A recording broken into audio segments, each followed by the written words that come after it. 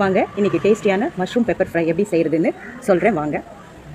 2 ஏலக்காய், கொஞ்சம் பட்டை, அதை போட்டு ஏலக்காய் பட்டையும் செவந்தோன்னே வெங்காயம் போடுறோம். ஒரு வெங்காயம் கட் பண்ணி வச்சுருக்கிறேன். தக்காளி ஒரு தக்காளி அதை கட் பண்ணி வச்சுருக்கோம், அதையும் போடுறோம். தக்காளி நல்லா செவந்துருச்சு.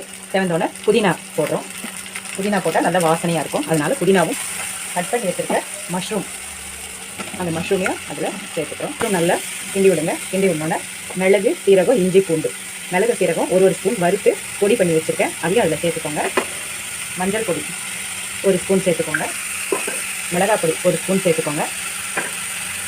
உப்பு, இந்த மஷ்ரூமுக்கு தேவையான உப்பு. மஷ்ரூம் ரொம்ப உப்பு எடுக்காது, அதனால் உப்பு கொஞ்சமாக சேர்த்துக்கோங்க. மஷ்ரூமை நல்லா கிளறி விடுங்க.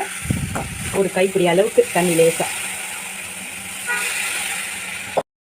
மஷ்ரூம் வெந்து இறக்க போகும்போது கொஞ்சம் லெமன் லைட்டாக ஒரு 4-5 சொட்டு விட்டால் போதும்.